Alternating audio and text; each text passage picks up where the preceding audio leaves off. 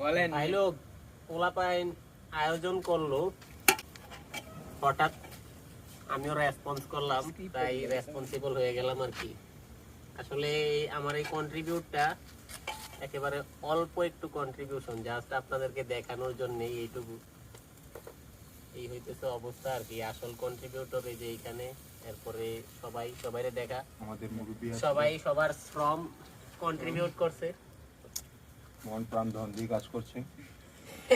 এদিকে গ্রেভিটা দেয়া যা, কালকে পরীক্ষা বাদ দিয়ে এখানে আসছি ঝোল রসানি কয়, রসা হ্যাঁ রসা আনাম রসা। তো এই হইতেছে অবস্থা আর কি। আমাদের মিনি আসবে অনেক। আচ্ছা, বারবিকিউর ভিতরে সবচেয়ে বিরক্ত লাগে কোন জিনিসটা? এই যে বাতাস ধোঁয়াটা। করল না তোমারটা? বস এই যে ধোঁয়াটা আমাদের নাকে দিয়ে যাইতেছে, এই যে এটা একটা সাইড এফেক্ট করে, বুঝছেন আমাদের। Side effect. হ্যাঁ, যে এই সাইড এফেক্টে মনে করেন আজকে এক সপ্তাহ আমাদের অনেক কিছু হয়ে যেতে পারে। ওয়াও শুদ্ধ। আরেকজন আছে টিকটকার, এদিকে দেখাও। টিকটকার, একজন আছে ব্লগার, আরেকজন আছে চেয়ারম্যান সাহেব বসে রয়েছে। চেয়ারম্যান সাহেবকে দেখাও। চেয়ারম্যানকে দেখাও। আমরা মিলেমিশে সবাই কাজকর্ম করতেছি। আর কিছু লোক আছে অনেক কোটটাই পরে আসছে, গুতামে খোলো নাই এখনো, করতেছে। জামার ভিতরে একটু ময়লা লাগে না।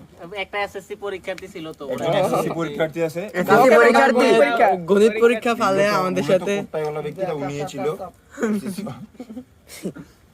উনি নাকি চিরা ফেলতো, ফাইরা ফেলতো যদি পরীক্ষা না থাকতো। ওকে কি উনি কালকে মিলনের সাথে দেখা করতে যাবে।